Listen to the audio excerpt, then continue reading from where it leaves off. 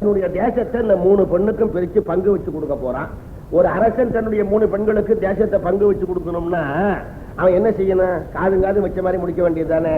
அவன் எல்லாரும் தன்னை புகழணும் அப்படிங்கிற ஆசை உள்ளவனாச்சா எல்லா அரசர்களையும் கூப்பிட்டு உட்கார வச்சு 3 பெண்ணையும் கூப்பிட்டு என்ன பண்ணா, என்னுடைய பெண்களே, இந்த தேசத்தை உங்கள் 3வருக்கும் பங்கு வைத்து தரப்போகிறேன். எந்த அளவிற்கு பங்கு வைத்து தரப்போகிறேன் என்றால், நீங்கள் ஒவ்வொருவரும் என் மீது எந்த அளவுக்கு அன்பு வைத்திருக்கிறீர்களோ அந்த அளவிற்கு நான் தேசத்தை பங்கு வைத்து தரப்போகிறேன். கோனரில் நீ என்ன அன்பு வைத்திருக்கிறாய்? இந்த மாதிரி ஒருத்தன் காட்டா ஒரு பொண்ணு சும்மா இருப்பாளா? அப்பாவை புகழ்ந்ததுனாலேயே தனக்கு ஒரு பெரிய தேசம் கிடைக்கும்னா யாராவது ஒருத்தர் என்ன கூப்பிட்டு, சார் நம்மளை பத்தி தினமும் 1/2 மணி நேரம் பேசுங்க சார், உங்களுக்கு கவர்ல 100 ரூபா போட்டு தரேன்னா விடுவேனா? நான் அப்படிலாம் இல்லை, ஒரு உதாரணத்துக்கு சொல்றேன். விடுவேன் ஏன் சார் 1/2 மணி நேரமா போவேன் சார், 24 hours சொல்லிக்கிட்டே இருக்கேன் சார், எவ்வளவு 1/2 hour நீங்க கவரை அனுப்பிக்கிட்டே இருங்க சார் சொல்லுவேன். இவன் கேட்கிறான், மகளை நீ எப்படி என்னை மதிக்கிறாய்? அவன், தந்தையே, இந்த உலகத்தில் புலன்கள் என்று எனக்கு தனியாக இல்லை, நீயே எனக்கு புலன்கள்னா. சாவாஸ், ஒரு பங்கை கொடுத்தான். 2வது பெண்ணை கூப்பிட்டு கேட்டான், நீ எப்படி என் மீது அன்பு வைத்திருக்கிறாய்? என் உயிர் நீ என்ன. சாபாஷ், ஒரு பங்கை கொடுத்தான். 3வது பொண்ணை கூப்பிட்டு கேட்டான். அவ கொஞ்சம் தன்னை ரொம்ப புகழ்வான்னு எதிர்பார்த்து, மற்ற 2 பேருக்கும் கிடைத்ததை விட மிகவும் வளமான 3வது பகுதி இருக்கிறதே, இதை பெறுவதற்கு என்ன செய்ய போகிறாய்? மற்ற 2 கிடைக்காமல் மிகவும் சிறப்பாக இருக்கிற 3வது பகுதியை பெறுவதற்கு என்ன செய்ய போகிறாய்? அவன் மெதுவா பக்கத்துல வந்து, நத்திங். அவன் தலையில விழுந்த முதல் அடி, நத்திங். ஒன்றுமில்லை என்றால் ஒன்றுமில்லை என்பதில் இருந்து ஒன்றுமில்லாமல் போய்விடும் சார். அவ சொன்னா, தந்தையே, ஒரு மகள் தந்தையை எந்த அளவுக்கு விரும்ப வேண்டுமோ அந்த அளவுக்கு தான் நான் விரும்புகிறேன்னா அவனுக்கு பொறுக்கல. அவளை துரத்தினா. பிறகு மற்ற 2 பெண்களிடத்திலேயே மாறி மாறி வாடுகிறேன்னு போனா. 1 மாதத்துல அவனுக்கு சாயம் வெளுத்து போச்சு. அவன் போனா, பயிரில் சிக்கினான், பைத்தியம் முடிச்சது. கடைசியில காதிலியாவிட்டே வந்தான், கிங் லியர் செத்தான். அவன் வீழ்ச்சிக்கு வில்லன் காரணம் உண்டா? இல்லையே, அவனாதான காரணம். இவ்வளவு பெரிய இலக்கிய கூற உலகத்துல என்னவோ பெரியங்கிறான். கிரேக்க இலக்கியத்தையும் ஆங்கில இலக்கியத்தையும். பாரதம் மட்டும் என்ன? துரியோதனனுக்கு யாரும் இல்லை. பாண்டவர்களா? இல்லையே. பிறகு யாரும் இல்லை.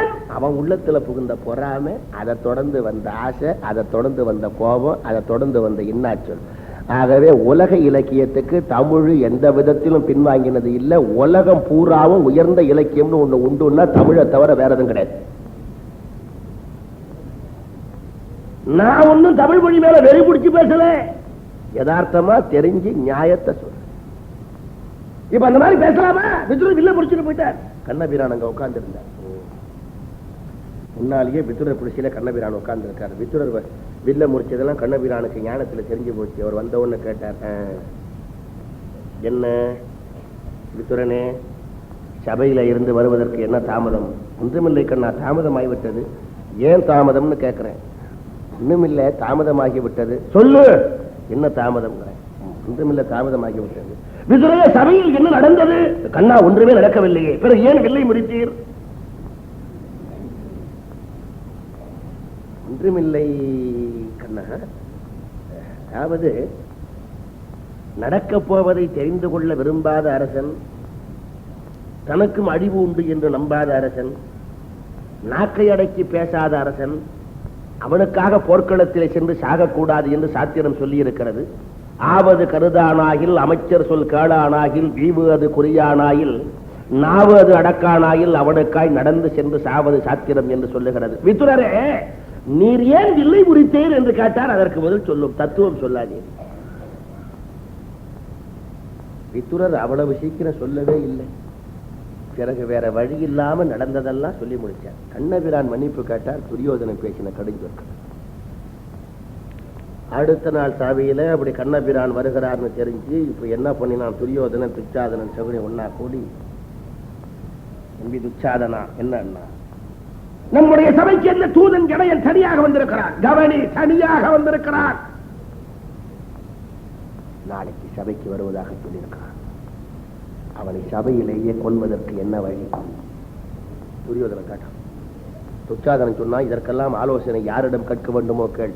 உடனே சகுனியை பார்த்து என்ன ஆலோசனை? சகுனி சொன்னான், துரியோதனா, கண்ணனை கொல்வது என்பதெல்லாம் நடக்காது. நீ உச்சபட்சமாக செய்யக்கூடியது என்ன என்றால், கண்ணனை கைது செய்து காராகிரகத்திலே அடைக்கலாம். அதற்கு ஒரு திட்டம் சொல்லுகிறேன் கேள். கண்ணன் நாளைக்கு சபைக்கு வருகிறேன் என்று சொல்லியிருக்கிறான். அவன் சபைக்கு வருவதற்குள்ளாக சபையிலே ஒரு பெரிய குழி வெட்டு. துரியோதனன் தம்பி விக்கர்ணன் ஓடி வந்து கேட்டான், யாருக்குன்னு. நீ பேசாதே. துரியோதனா, சபையிலே ஒரு பெரிய குழி வெட்டு. குழிக்குள்ளே கள்ளர்களையும் மல்லர்களையும் மறைத்து வை.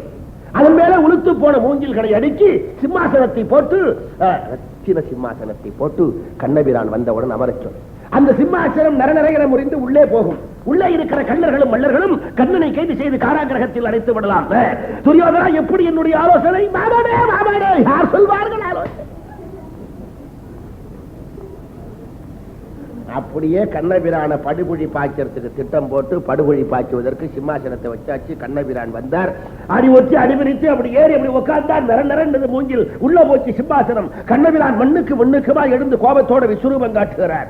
அப்படியே உலக உயிர்கள் எல்லாம் நடுங்குகின்றன. கண்ணா பொறுத்தருள், வெண்ணை உண்ட வண்ணா பொறுத்தருள், ஆரணா பொறுத்தருள், நாரணா பொறுத்தருள் என்று உலகத்தில் உள்ள எல்லா உயிர்களும் கையெடுத்து கும்பிட்டு நடுங்கின.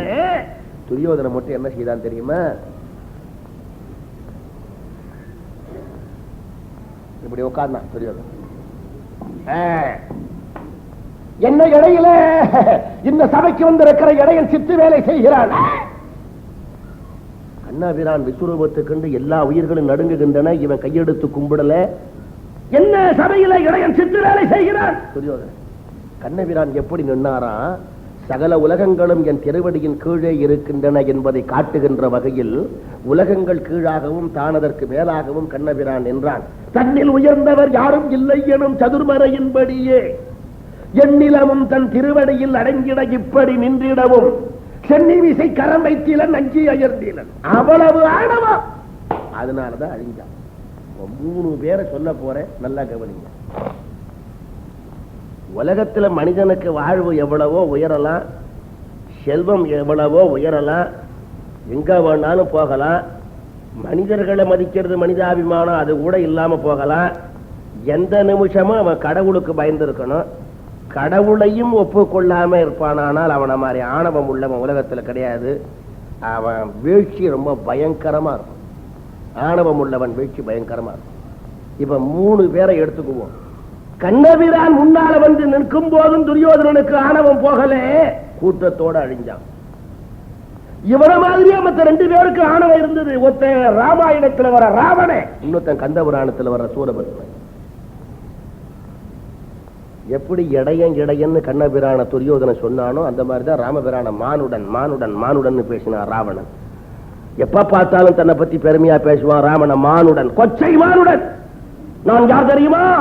வெள்ளி மாமலை எடுத்தவன், வேழங்கள் 8 வென்றவன், வெள்ள நீர் உலகத்தை ஆண்டவன், வாரணம் பொருதவார்கன், வரையனை எடுத்த தோழன், நாரத மொழிதற்கேற்ப நயம்பட உரைத்த நாவன், தாரணி மவலிபத்து உடையவன், சங்கரன் கொடுத்த வாழ் பெற்றவன், இந்திரக்கு இந்திரன், எழுதலாகலா சுந்தரன், மந்தரத்தறிவர வைகுணாவினன், 3 கோடி வாழ்நாள் உடையவன், முயன்றுடைய பிறந்தவன் பெற்றவன், 8 கோடி யாராலும் விலப்படா என கொடுத்த வரத்தை உடையவன், திக்கோடி உலகடைத்தும் செருக்கடைந்த புயவலியை பெற்றவன், சந்திர சூரியன் கந்தட கோயிலின் காவலாளர், ஊர்வசி உடைவாள் எந்துகிறாள், மேனகை திரோத்தமை வெற்றிலை தருகிறாள், புலியின் நலன் உடையானும் பொன்னாடை பணிந்தானும் பூவினானும் நலியும் வளத்தரல்லர் அவன் கொச்சை மானுடன். அப்படிதான் பேசுவார் ராவணன் எப்ப பார்த்தாலும். ஆனா போர்க்களத்துல வந்து ராமபிரானை பார்த்த உடனே 1 நிமிஷம் அவனுக்கு ஆணவம் போயிட்டுது.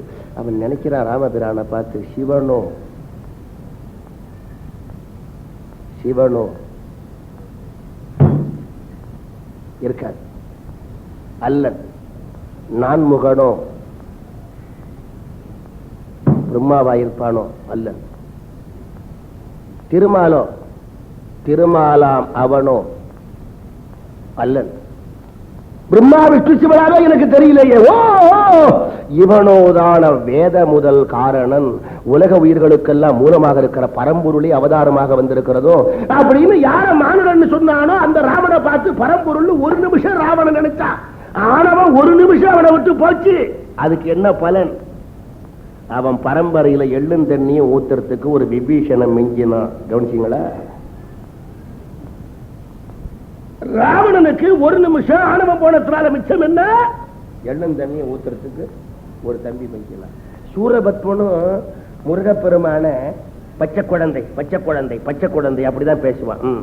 பச்சை குழந்தை கல கல என முழற்றும் கடலடி தந்தை சிறுவன், இன்னும் பல்மழைக்காத பச்சை குழந்தை கோல வாழ்கிற இன்னமும் தோன்றா குதிரை பாலகன், நான் மேலை நாள் 1008 எனும் அண்டபுத்தவம் ஏழுகின்றதோர் இறை, அப்படிதான் பேசுவான்.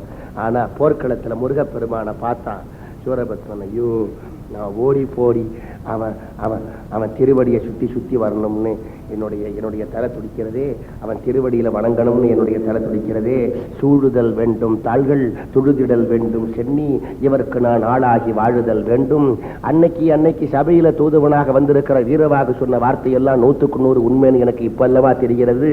மேவிய தூதன் சொன்ன வாய்மைகள் சரதமம்மா, நான் 1008 அண்டங்களுக்கு அதிபதியாகவும் 108 யுகக்கால வாழ்வு உடையவனாகவும் நினைத்த இடத்திற்கு போவதற்கு இந்திர ஞானம் என்கிற தேரை பெற்றிருக்கின்றவனாகவும் இருக்கிற ஆணவத்தில் இந்த முருகனை மதிக்காமல் இருந்தேன். இவையெல்லாம் இந்த முருகன் திருவடியில் முளைத்த ஒரு ரோமத்திலே முளைத்தவை என்று எனக்கு இப்பொழுது அல்லவா தெரிகிறது. பல நிமிஷம் ஆணவம் போய் கதறினான். அதன் விளைவு என்ன? முருகனுக்கு வாகனமாக மாறி முருகனை வணங்குகிறவர்கள் எல்லாம் சூரனையும் வணங்கக்கூடிய பேரு பெற்றான். இப்ப பாருங்க, ஒரு நிமிஷம் ஆணவம் போன ராவணனுக்கு ஒரு தம்பி மிஞ்சினா எள்ளும் தண்ணியும் ஊத்த, பல நிமிஷம் ஆணவம் போன சூரபத்மனுக்கு முருகனை வணங்குகிறவர்கள் தன்னையும் வணங்கக்கூடிய வாகனமானா. துரியோதனனுக்கு ஒரு நிமிஷம் கூட இப்ப ஆணவம் போகல, போகும்போது அவனும் அழிஞ்சான் தம்பியும் சேர்ந்து அழிஞ்சான். இதான் விஷயம் ஆணவம் போவதனுடைய.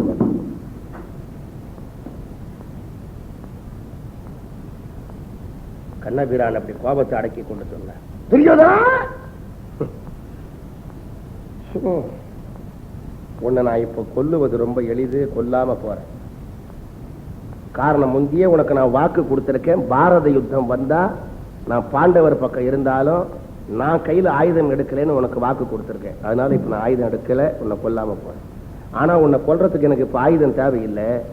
இருந்தாலும் உன்னை கொல்லாம போறதுக்கு காரணம் ஆயுதம் இல்லைங்கிறதல்ல, பீமன் உன்னை கொல்றதா சபதம் பண்ணியிருக்கான், அவனுக்கு கிடைக்கிற வாய்ப்பை நான் கெடுக்கப்படாதுன்னு போறேன். இவ்வளவு நடந்து கண்ணபிரான் வந்து என்ன செய்தா? சரி, இனிமே யாரு தூது போய் என்ன புண்ணியம், ஒன்னும் பலன் இல்லை, நாம திரும்பி போக வேண்டியதான். கண்ணபிரான் திட்டம் போட்ட. ஆனா நாம இங்கேருந்து புறப்பட்டு தருமன் கிட்ட போறதுக்குள்ள துரியோதனன் கட்சியிலேருந்து 2 பேரை நம்ம கட்சிக்கு இழுக்கணும். ஒருத்தன் கர்ணன், அவன் கட்சி மாற மாட்டான், யோக்கிய.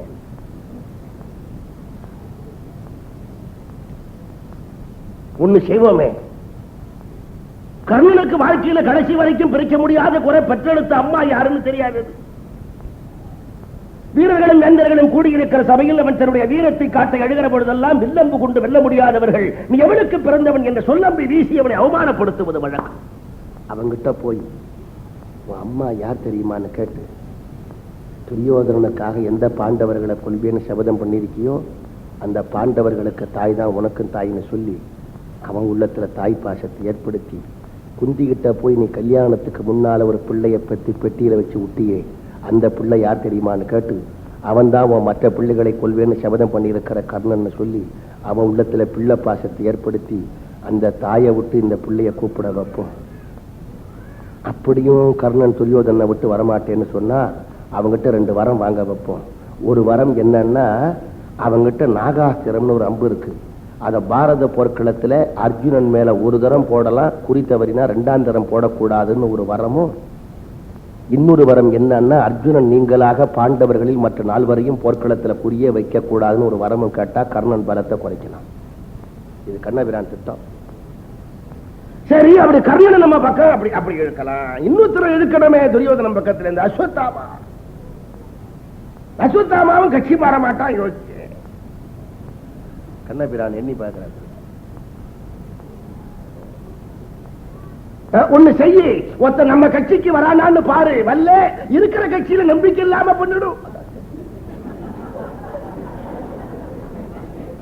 கண்ணபிரான் திட்டம்.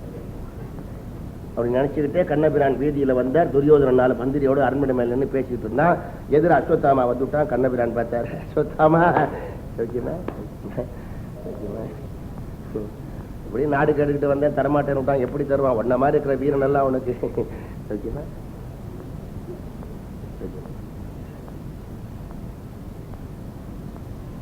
வரட்டுமா? நான் வரட்டுமா? நான் வரேன். போக வேண்டியதானே, லேசில போகல. நான் வரட்டுமா? நான் வர அஸ்வத்தாமான வலது கையால ஒரு தட்டு தட்டி வலது கையில போட்டுக்கிறேன். நத்திர மோதிரத்தை கிண்டி கழுத்துல விட்டேன்.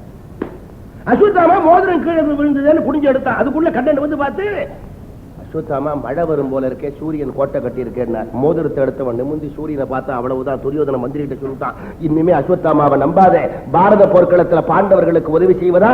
கண்ணன் கிட்ட மோதிரத்தை வாங்கி சூரியனை பார்த்து சத்தியம் பண்றான், நம்பாத நம்பாத. துரியோதன மந்திரிகிட்ட அப்படி சொல்லிவிட்டான்னு கண்ணனுக்கு தெரிஞ்சது. நீ மோதிரத்தை கொடுப்ப, நான் போறேன். கட்சியிலே இருந்து முக்கியமான ஆள் வெளியேற்ற.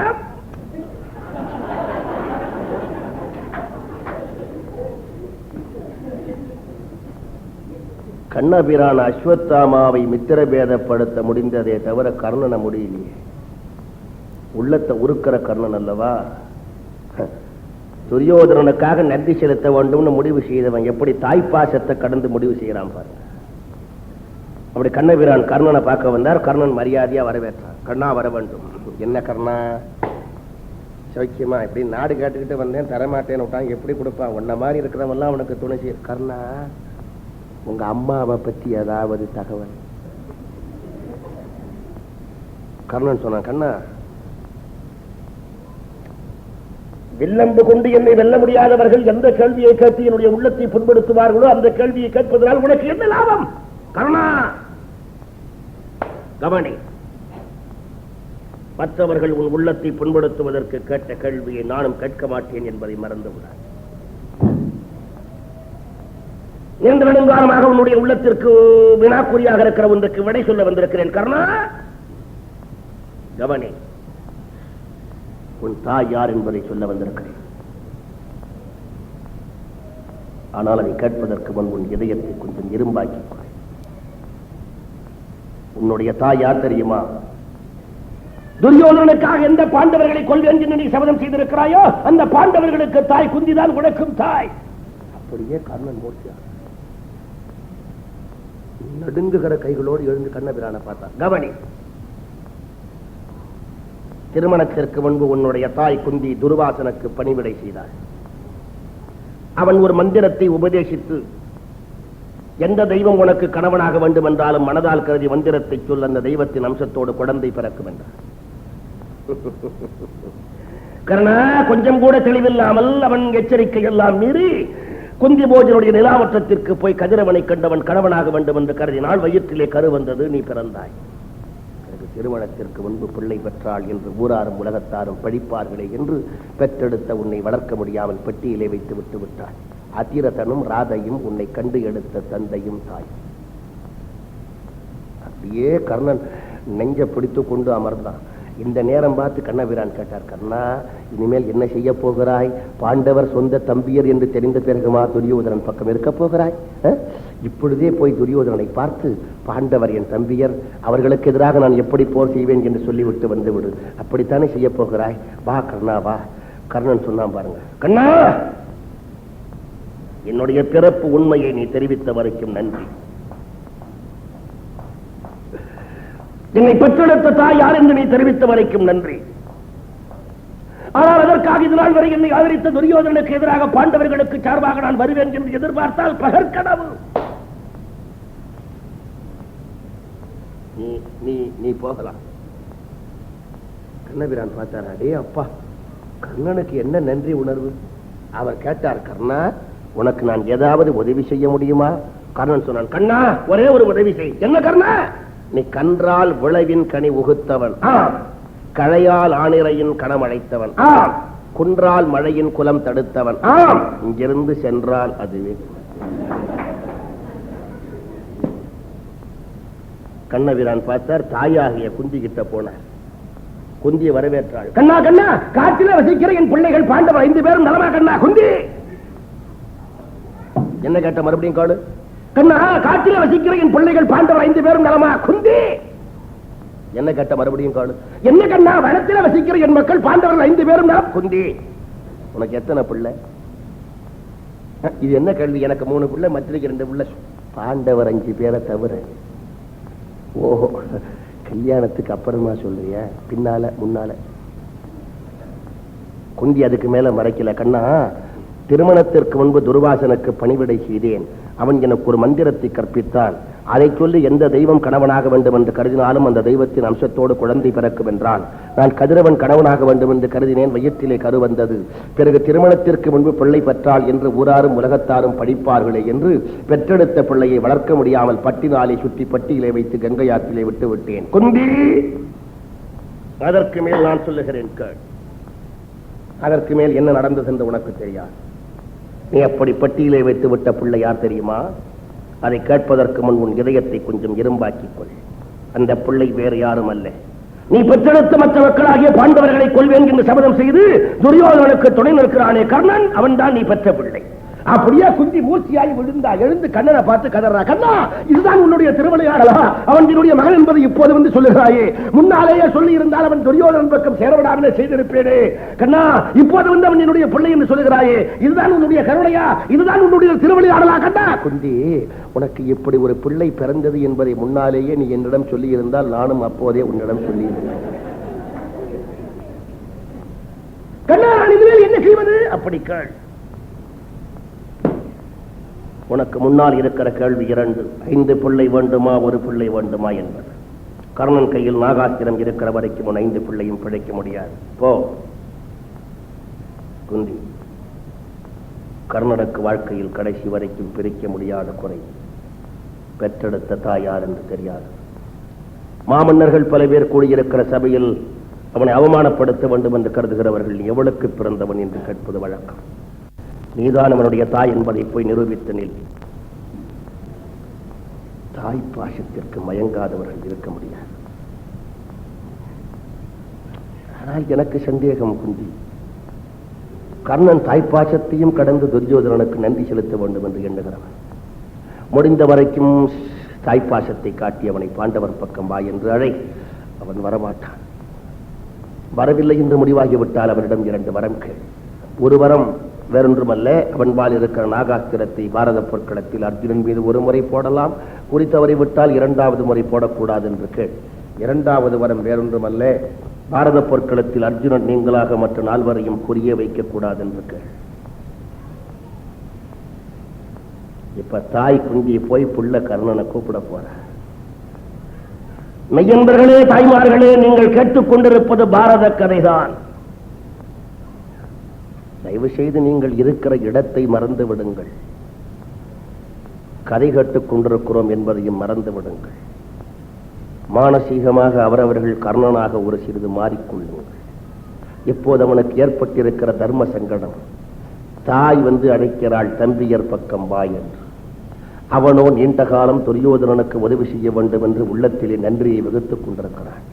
இப்போது அவனுக்கு ஏற்பட்டிருக்கிற தர்ம சங்கடம், தன்னை ஆதரித்து வளர்த்த துரியோதனனுக்காக போர்க்களத்திலே சென்று சாவதா அல்லது தன்னுடைய தாயின் பின்னாலே போவதா என்பது அவனுக்குள்ள தர்ம சங்கடம்.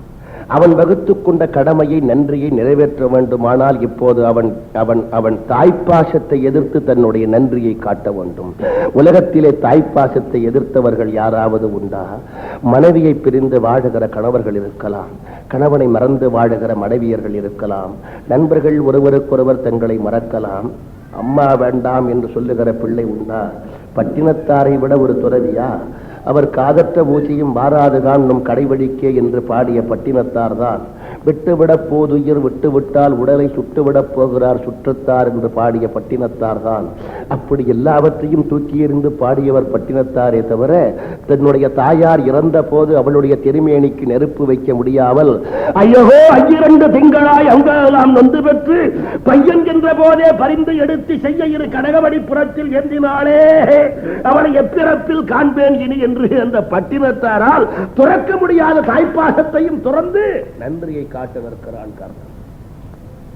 பெற்றெடுத்த காலத்திலே பார்த்து பேணி வளர்க்கின்ற வாக்கியத்தை இழந்து பெரியவனான பிறகு இப்படித்தான் இருப்பான் என்று காணத் துடிக்கின்ற கண்களை படைத்த தாய் குந்தி அரண்மனைக்கு வெளியிலே பெற்றெடுத்த காலத்திலும் பாராது, பேணி வளர்க்கின்ற வாக்கியத்தையும் பெறாது, பிறர் படித்துள்ளுக்கு ஆளாகிவிட்ட தாயை காணத் துடிக்கின்ற கண்களை படைத்த செய் கர்ணன் உள்ளே, தாய் வெளியே, செய் உள்ளே, அம்மா வெளியே, பிள்ளை உள்ளே. அவள் அடிவொற்றி அடிபறித்து அரண்மனைக்கு உள்ளே நுழைந்தாள். மஞ்சத்திலே கிடந்த கர்ணன் எழுந்து தாயை பார்க்க ஓடினான். அவன் தாயை பார்த்தான், இவள் சேயை பார்த்தாள். அவள் ஈன்று அன்று போல் தாய்ப்பால் சொரிய நின்றாள். அதை அருந்துகின்றவனை போல் செய் கர்ணன் பக்கத்திலே சென்றான். 2 பேரும் நீண்ட தாய் செய் பாச மயக்கத்திலே நின்றார்கள். தாய் சொன்னாள், மகனே, நான் இளமை பருவத்தில் துர்வாசனுக்கு பணிவிடை செய்தேன். அவன் ஒரு மந்திரத்தை கற்பித்தான். அதை சொல்லி எந்த தெய்வத்தை நினைத்தாலும் அந்த அம்சத்தோடு குழந்தை பிறக்கும் என்றான். நான் திருமணத்திற்கு முன்பாகவே அதை சோதித்து பார்ப்பதற்காக நான் கதிரவனை கணவனாக வேண்டும் என்று நினைத்தேன். என் வயிற்றிலே கரு வந்தது. பிறகு திருமணத்திற்கு முன்பு பிள்ளை பெற்றாள் என்று ஊரார் படிப்பார்களே என்று பெற்றெடுத்த உன்னை பேணி வளர்க்க முடியாமல் ஒரு பட்டிலே சுற்றி நான் கங்கை ஆற்றிலே விட்டு விட்டேன். தாயே, அதெல்லாம் தெரியும். அதற்கு மேலே, ஓ மகனே, இதெல்லாம் உனக்கு தெரியும் என்றால் இனிமேல் நான் என்ன சொல்ல வேண்டும்? மகனே, நான் உன்னுடைய தாய் அழைக்கிறேன். பாண்டவர்கள் உன் தம்பியர்கள் என்று தெரிந்த பிறகுமா இனிமேல் நீ துரியோதன் பக்கம் இருக்க போகிறாய்? மகனே, மகனே, உன் தாய் உன் அம்மா அழைக்கிறேன். மகனே, நீ இனிமேல் பாண்டவர் பக்கம் வந்து விடு. அவர்கள் தங்களுக்கு நாடு கேட்க மாட்டார்கள். இனிமேல் கிடைக்கிற நாட்டை உனக்கு தந்து உன் திருவடிக்கு தொண்டு செய்வார்கள். மகனே, வந்து விடு. வா வா வா மகனே, வா. கர்ணன் சொன்னான், தாயே, நீங்கள் தான் என்னுடைய தாய் என்று தெரிவித்துக் கொண்ட வரைக்கும் நன்றி. நீங்கள் தான் என் தாய் என்று தெரிவித்துக் கொண்ட வரைக்கும் நன்றி. அம்மா, அதற்காக இது நாள் வரைக்கும் என்னை ஆதரித்த துரியோதனுக்கு எதிராக பாண்டவர்களுக்கு சார்பாக நான் வருவேன் என்று எதிர்பார்க்காதீர். நீங்களே என்னை வளர்த்திருக்கலாம். திருமணத்திற்கு முன்பு பிள்ளை பெற்றாள் என்று ஊராரும் உலகத்தாரும் படிப்பார்கள் என்று என்னை பட்டியலை வைத்து விட்டீர்களோ, அன்பு இல்லாமல் விட்டீர்களோ, யார் கண்டது? என்ன ஊராரும் உலகத்தாரும் படிப்பார்கள்? தன் வயிற்றிலே கருவாகி உருவாகி திருவாகி வெளியே வருகிற பிள்ளையின் மீது தாக்கி பாசம் இருக்குமானால் ஊரார் உலகத்தார் படிக்காக அந்த பிள்ளையை விட்டு விடுவாளா? பெற்ற நீர் மகவு அன்பிலாமையோ அன்றி பெரும்படி நாடியோ விடுத்தி. அம்மா, அதற்கு மேல் என்ன நடந்தது என்று தெரியாது. சொல்லுகிறேன், கேளுங்கள். அந்த நாள் முதல் இந்த நாள் வரை என்னை ஆறுயிர் துணைவன் என்று கருதி என் தலையிலே கொற்றமா மகுடம் புனைந்து என்னை அங்கதேசத்துக்கு மன்னனாக்கி தன் தம்பியர்களை எல்லாம் அழைத்து இனி என்னை தொழுவது போல் இந்த கர்ணனை தொழ வேண்டும் என்று எனக்கு தோற்றமும் ஏற்றமும் தந்திருக்கிறவன் துரியோதனன். அம்மா,